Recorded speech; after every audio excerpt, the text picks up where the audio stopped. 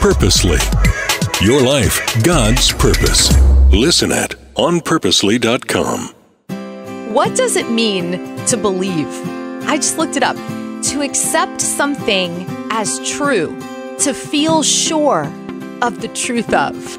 You might have already guessed it. Today, you and I are going to decide to believe on the Bible for Busy People. Hi, I'm Erica, your host, and every single day this week, you and I are going to figure out what God says to do in the Bible, and we're going to decide to do it. You're not alone. I'm right there with you, working on this stuff, trusting Jesus and believing that He's good, believing that He has your best interests and my best interests at heart when He's making decisions about how and when to answer our prayers.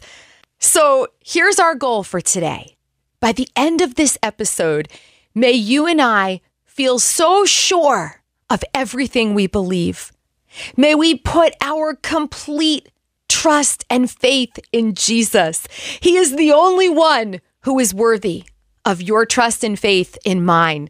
I want to invite you to join me now in Luke chapter 8. But before we begin reading the story, I want to explain where Jesus was before this happened. He was very busy casting out a whole bunch of demons out of one man.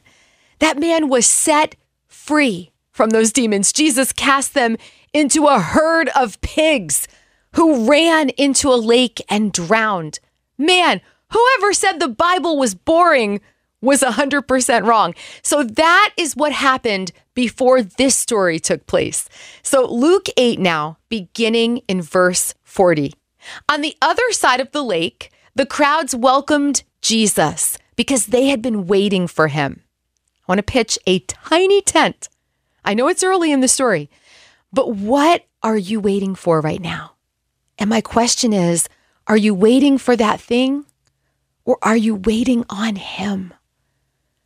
I know what I want to decide to do today. Verse 41, then a man named Jairus, a leader of the local synagogue, came and fell at Jesus' feet, pleading with him to come home with him. His only daughter, who was about 12 years old, was dying. As Jesus went with him, he was surrounded by the crowds. A woman in the crowd had suffered for 12 years with constant bleeding, and she could find no cure. Coming up behind Jesus, she touched the fringe of his robe. Immediately, the bleeding stopped. "Who touched me?" Jesus asked. Everyone denied it, and Peter said, "Master, this whole crowd is pressing up against you." But Jesus said, "Someone deliberately touched me, for I felt healing power go out from me." When the woman realized that she could not stay hidden, she began to tremble and fell to her knees in front of him. The whole crowd heard her explain why she had touched him and that she had been immediately healed. "Daughter," he said to her, "your faith has made you well. Go in peace." I think it's beautiful that Jesus called this woman daughter.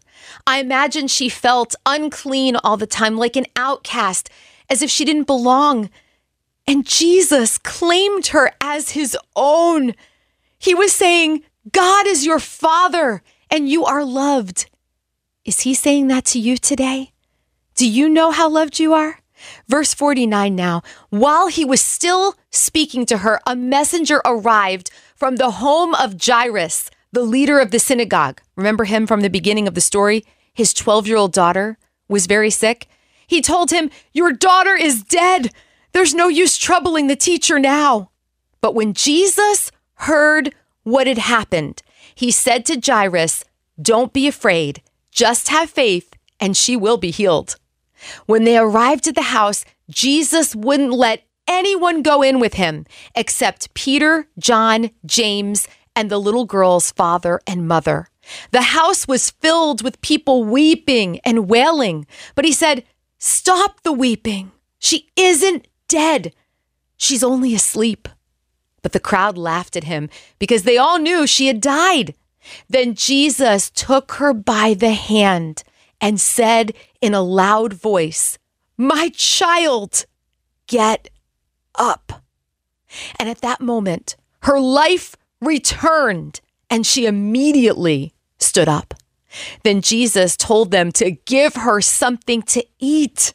Her parents were overwhelmed, but Jesus insisted that they not tell anyone what had happened. I'm just wondering, here in these moments together, if Jesus is speaking to you right now and saying, "My child, get up." Maybe you have been feeling so down about a certain situation in life, and people are telling you all kinds of negative things. Maybe people are being cruel to you. I don't know what your situation is, and you are so down. But Jesus, through his word today, is telling you, get up. He wants to put life in you again. Isn't it beautiful the way the word says it? At that moment, the little girl's life returned and she immediately stood up. What if right now Jesus wants to fill you with life? I know he does. He is the bread of life. He is the living water. Let him fill you right now. Let him satisfy you with his love and his goodness. It's for you. You are his child. I didn't see the connection until now. But isn't it beautiful how he called the woman who had the issue of blood? That's how she's referred to in history. The woman with the issue of blood. He called her daughter. And now he says to this little girl who was dead, "Get up, my child." Today, maybe you feel dead inside. Maybe you feel like an outcast. And Jesus is calling you daughter or son. And Jesus is telling you, "Get up, my child."